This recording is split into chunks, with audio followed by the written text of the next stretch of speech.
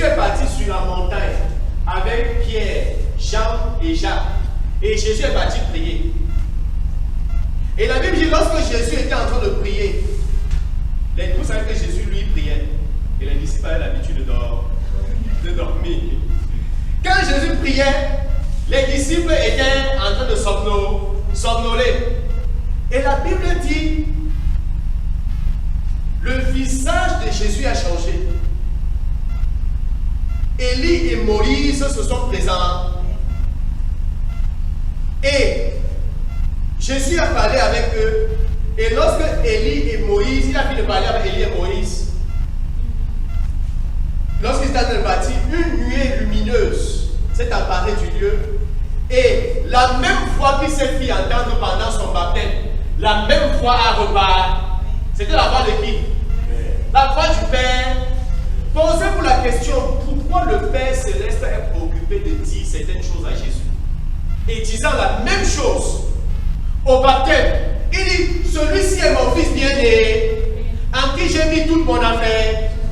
Jésus a déjà 32 ans. C'est-à-dire, à 30 ans, le Père lui a parlé de ça. À 33 ans, le Père lui reparle la même chose. Posez-vous la question, pourquoi? Ici, le Père revient lui rappeler. Il dit, celui-ci est mon fils bien-aimé, en qui j'ai mis toute mon affection. Écoutez-le. Pourquoi Dieu vient, le Père Céleste vient réinsister que celui-ci, c'est mon fils bien-aimé, écoutez-le. Parce que le Père Céleste sait que c'est capital et fondamental pour lui, pour Jésus d'abord. Jésus ne pouvait pas réussir, vivre une vie de succès sans cette assurance pleine qu'il est fortement aimé, profondément aimé du Père Céleste. Il fallait que la voix du Père Céleste parle pour que Jésus ait la conviction, l'assurance.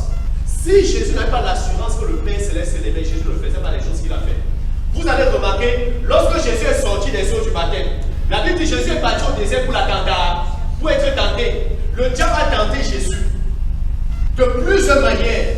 Pourquoi Jésus n'a pas succombé à la tentation? Et regardez ce que le diable vient dire. Le diable vient dire, si tu es le fils de... Non, si tu es vraiment le fils de...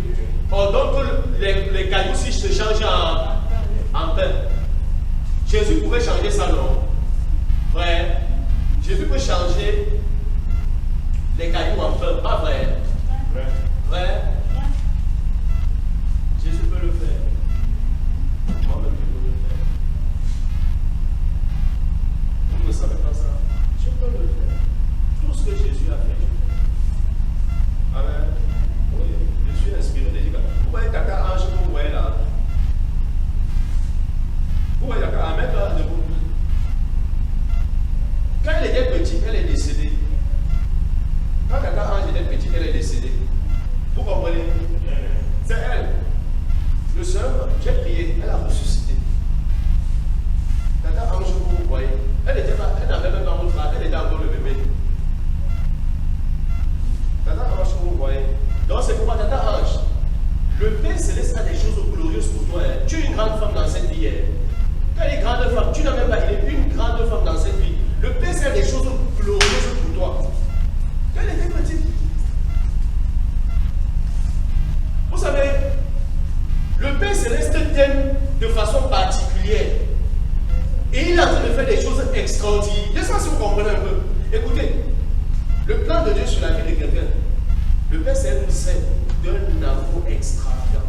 Tout ce que Jésus a fait, tous ses enfants peuvent le faire. Tous ses enfants, c'est un peu une question. Non.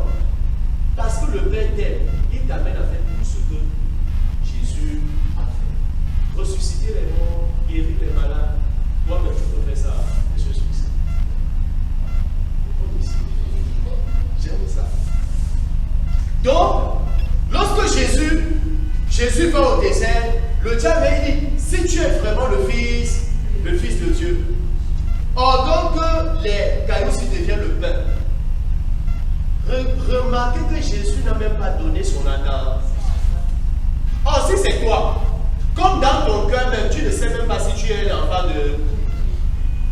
vas commencer à te poser les questions. Tu sais pourquoi tu vas te poser les questions? Parce que tu ne sais pas véritablement que le Seigneur t'aime. Quand tu ne sais pas que le Seigneur t'aime, tu manques d'assurance. Tu manques d'assurance. Le fait que tu veux les démonstrations. Il y a des personnes, il m'a dit que comme j'ai prié, si j'ai l'argent de ma pension, ça veut dire que Dieu, c'est un signe que Dieu, si tu n'as pas mangé, on n'a pas de l'argent de bien, d'autres vont prier. Si on donne l'argent de bien là, ça veut dire que Dieu, c'est-à-dire pour toi, l'amour de Dieu pour toi a à voir avec les manifestations externes. Oh, c'est pas ce que Dieu veut. Dieu voudrait que dans ton cœur, sur la base juste de sa parole, que tu saches que tu es aimé par lui, qu'il t'aime. Et c'est pourquoi le Père est venu parler à Jésus pendant son baptême. Et vous avez remarqué, en dehors du diable même qui est venu tenter Jésus, vous savez qu'il y a beaucoup de gens qui ne croyaient pas ce que Jésus disait. C'est que quand Jésus parlait, pour la parole de Jésus, c'est que celui-là, non, c'est un démon. Il y a un démon qui parle en lui. Il y a un démon qui l'aide à faire déjà des choses qui... Imagine. Tu es Jésus. D'accord? Tu peux vraiment imaginer que tu es Jésus. Qui peut imaginer qu'il est Jésus? Gloire à Dieu. N'imagine même pas, tu es lui parce qu'il vit en... Amen. Imagine que tu es Jésus. N'est-ce pas? Et que quand tu parles, les gens ne prennent même pas attention à ce que tu... Il parle, il dit même quoi là? Il en sait même quoi là? Ce qu'il dit même, ça n'a même aucun sens. Imagine, toi dans ton cœur, tu te sens comment? Tu vois vraiment que ça...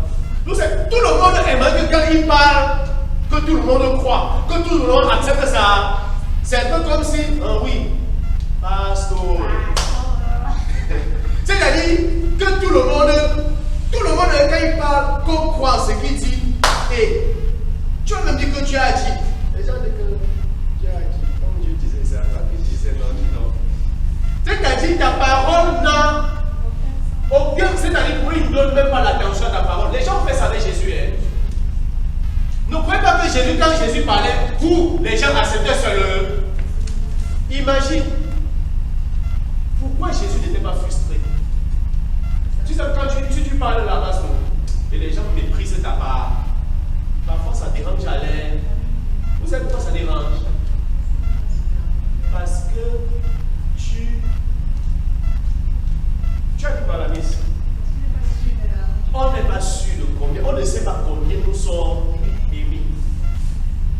J'aime souvent dire, les gens orgueilleux, ce sont les gens les plus vulnérables. Vous n'avez pas encore vu quelqu'un, regardez, dès qu'on lui fait quelque chose à vous, tu connais qui je suis.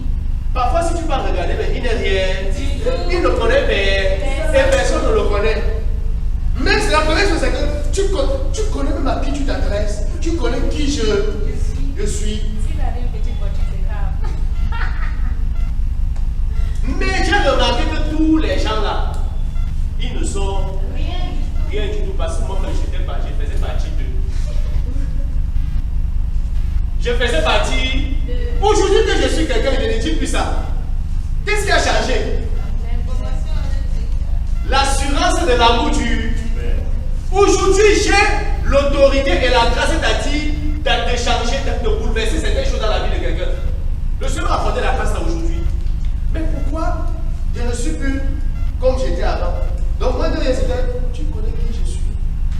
Tu connais la personne à qui tu parles. Si je passe un coup de fil, ta vie. Voilà. Tu parles comme si je les ai côtoyés. En réalité, les gens orgueilleux, c'est parce qu'ils ne sont rien du. Sa petite force, c'est dans son orgueil. C'est pourquoi j'ai vu sur Facebook, il a tapé un militaire. C'est-à-dire que le gars a bastonné un militaire. Et quand il bastonne pour lui, c'est que tu peux me faire.